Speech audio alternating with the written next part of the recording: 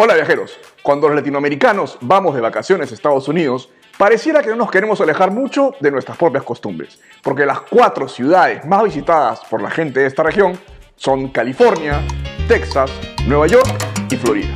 Y aunque en estos destinos hay muchísimo que hacer, queremos ahora enfocarnos en uno que podría no estar en nuestro radar, que no tiene mucha influencia latina evidente, pero que es accesible desde Latinoamérica y tiene una historia realmente fascinante. En la 4ª temporada de Test Travel Bloggers viajamos junto a Laura Lazarino a esta ciudad y es por eso que hoy traemos 5 cosas que quizás no sabías de Boston.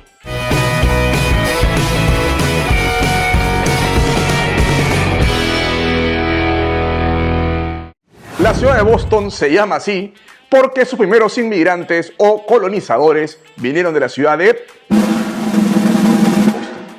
pero Boston en Inglaterra, y parece que eran un poco flojos y esta vez no le pusieron el New adelante que le ponían casi todas las ciudades nuevas que fundaban basadas en su ciudad natal. La ciudad tiene una clara influencia arquitectónica inglesa, sin embargo es una de las ciudades más diversas de Estados Unidos. Sus principales migraciones actuales son de China, Vietnam, Haití, República Dominicana y El Salvador. Y las más antiguas, incluyendo las inglesas, son las italianas y la irlandesa sobre todo. Su aeropuerto internacional es el Logan y recibe diariamente vuelos de Puerto Rico, México, República Dominicana, Brasil y Colombia. Y como referencia está solamente a 1 hora y 20 minutos en avión hasta Nueva York o 5 horas en carro o en tren aproximadamente. ¿Tienes ganas de bañarte? ¿Usas perilla o candado?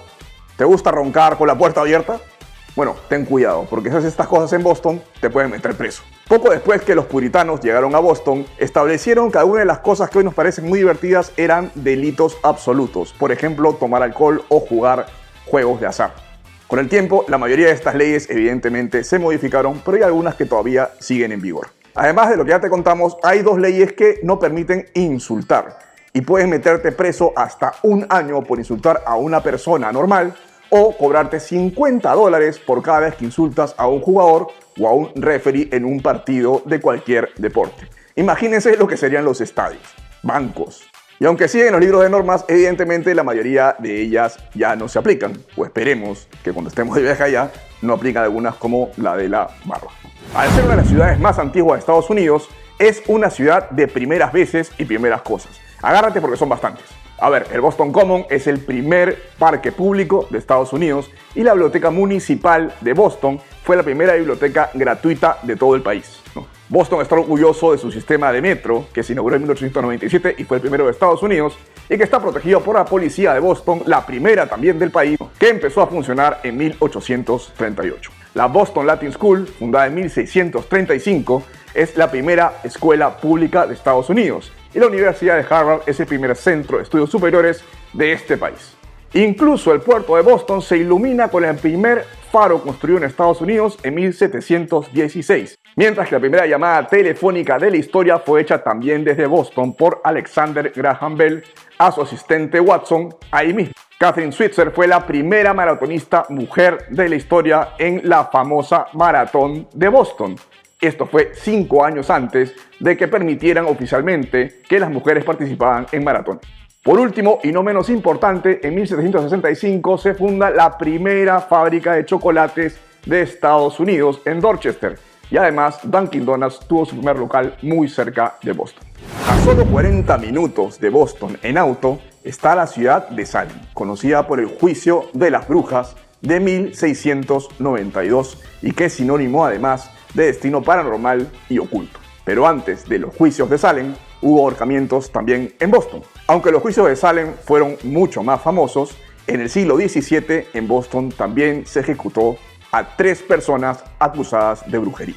Fueron 3 mujeres acusadas en un periodo de 40 años. La primera fue Margaret Jones y tiene el dudoso honor de haber sido la primera bruja que fue matada en Estados Unidos, particularmente en el estado de Massachusetts en 1648. La siguió en 1656 Anne Higgins, que era una persona rica y aristocrática, lo que nos demuestra que nadie se salvaba.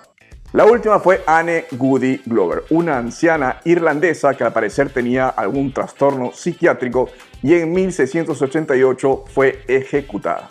Hay que aclarar que todo esto pasó al menos 5 años antes de los juicios tan famosos de Salem. El Museo Isabella Stewart Gardner, que está en el corazón de Boston, fue fundado por la excéntrica Isabella Stewart Gardner y es una mezcla de palacio veneciano con jardín secreto inglés. Alberga un tesoro enorme de obras maestras de todas partes y épocas en el mundo.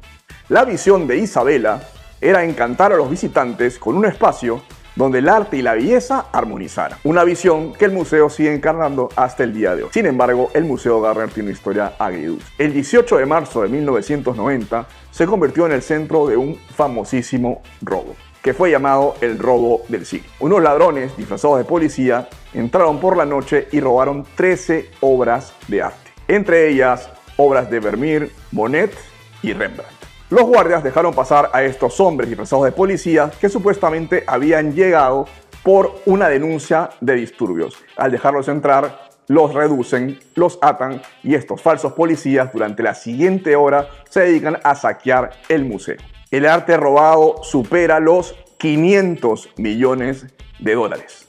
Sigue desaparecido y pone en duda al mundo del arte sobre cuál será la aventura que están viviendo ahora esos cuadros y en la colección de qué coleccionista privado estarán. En Netflix, si te interesa, hay un súper buen documental que tienes que ver. A pesar de este contratiempo, el museo resiste en el presente. Los marcos vacíos que siguen ahí están como un conmovedor recuerdo de que las obras han desaparecido y que están ahí, en algún lado, vivas, creando una atmósfera intrigante. El Museo Gardner ha evolucionado y acoge ahora nuevas exposiciones. Es un lugar imperdible y hermoso si es que estás visitando Boston. No te lo puedes perder. Tu like, apretada de campanita, suscripción y todo lo que dicen los youtubers nos ayuda a que este canal se mantenga y te pueda seguir trayendo contenido de viaje de calidad. Así que si puedes, apóyanos. Soy JL Pastor y estas son 5 cosas que quizás no sabías de Boston. Buenos viajes.